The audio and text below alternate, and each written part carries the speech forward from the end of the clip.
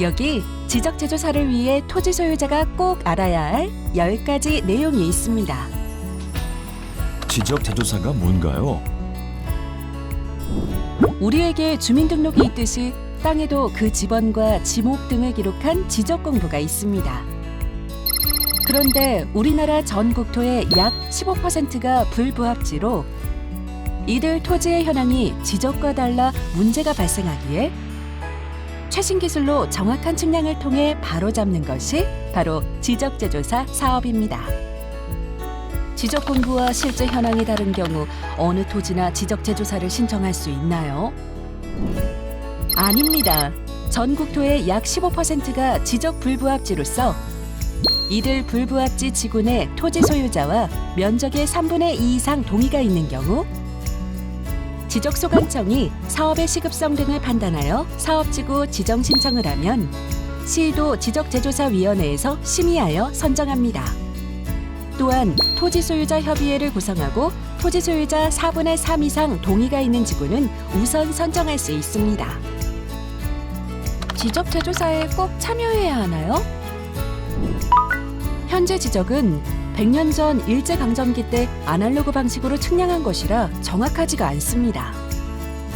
이렇게 토지 경계가 현실과 맞지 않으면 당장 토지나 주택을 매매하거나 건축할 때 어려움이 발생하게 되고 추후 자녀에게 상속하거나 외지인 유입 시에도 분쟁이 발생할 확률이 크죠.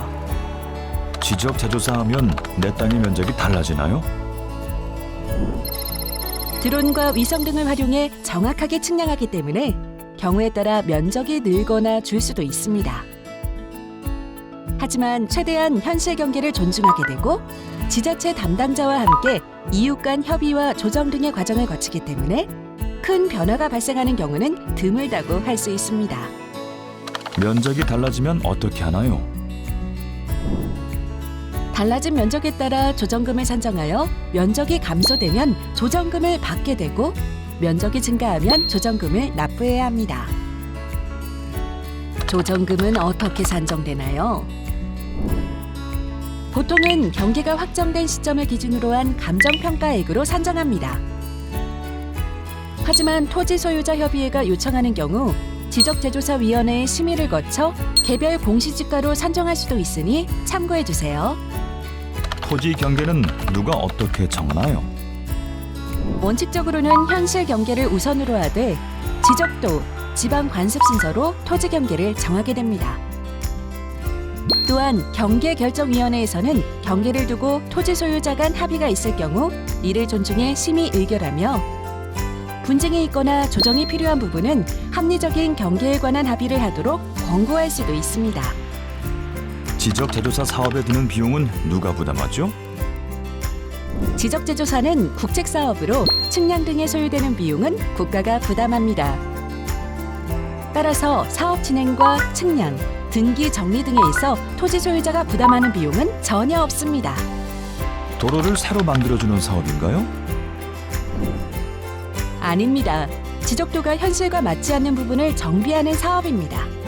다만 현실 도로가 있는 부분은 토지 소유자와 협의하여 도로가 될 수 있도록 할 수는 있으나 없는 도로를 새로 만드는 사업은 아닙니다.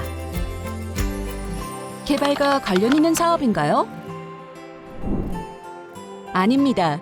지적제조사 사업은 지적 공부를 정비하는 사업입니다. 지적도와 현황이 불일치하는 부분을 정비하여 토지의 가치를 향상시키는 사업입니다. 지적제조사는 전 국토를 정확하게 조사하고 스마트 디지털 지적으로 전환함으로써 국민의 재산권을 보호하고 국토를 효율적으로 이용하기 위한 국책 사업입니다. 지적제조사에 대해 더 궁금하신 내용은 지자체 담당 부서에 문의하시거나 국토교통부에서 운영하는 바른 땅 포털 사이트를 참고해 주세요. 우리 땅 바르게 정리하면 행복해집니다.